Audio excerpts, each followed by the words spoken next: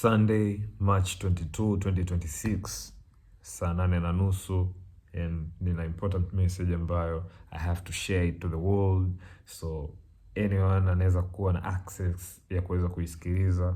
Probably kuna mtu anahitaji message, anaweza kamka nayo kesho au hata miaka 100 mbele baada ya leo, but itakuwa inamsaidia. Yeah. Miaka kadhaa nyuma, like 5-6 years back, nilivyokuwa signed Bongo Records, nikawa nimeanza kufanya kazi na my father P-Funk Majani. Tukawa tuko kwenye sessions, tuna record different tracks za album, ambao tulikuwa record album yetu ya mwanzo. Katika hicho kipindi alikuwa kuna track ambazo alikuwa anazipitch, najaribu kupitch kazi zangu kwa watu. Sasa katika huo mchakato wa kupitch, kuna siku alikuwa anaongea na mtu, nikawa nasikia huyu mtu akawa anauliza kwamba huyo Rapture ataweza kweli kucompete na kina fulani na fulani na fulani, anataja majina like au ni watu ambao alikuwa anawasikia kwa muda huo na anawafahamu kwa muda huo, kwa sababu hakuwa anafahamu uwezo wangu. Pengine alikuwa ameusikia, lakini still alikuwa ana doubt bado kwamba naweza nikaenda katika hiyo level.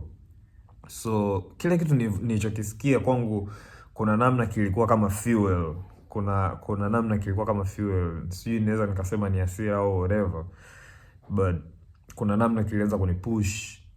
Nikawa naona okay, mimi ninaamini uwezo ambao niko nao ndani yangu. Kabla hata sijakutana na mtu yoyote, kabla sijamsikilizisha mtu yoyote kazi yangu, naamini kile kilichopo ndani yangu.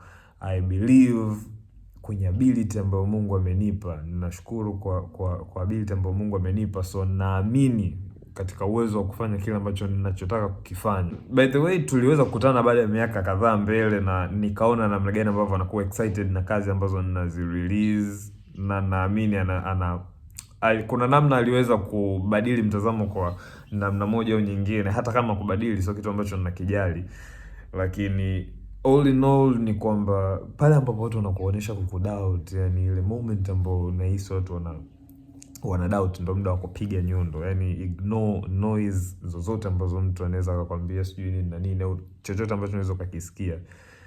Kama kitaingia ndani yako, kiwe katika namna ambayo kinakuwa ni fuel, na sio kinaingia katika namna kinaua drive yako, kinafanya unajidoubt. It's always about the way una react kwenye kitu. Vitu always vitatokea. Dunia ina washenzi wengi. Kwa watu wataendelea kukuzigua, watu wataendelea kusikia vitu vibaya kuhusu wewe, utaendelea kukutana na situations zozote ambazo wewe utaona ni mieyusho, lakini kinachomata ni namna ambavyo una react kwenye hizo situation. Yeah, it is what it is. Peace.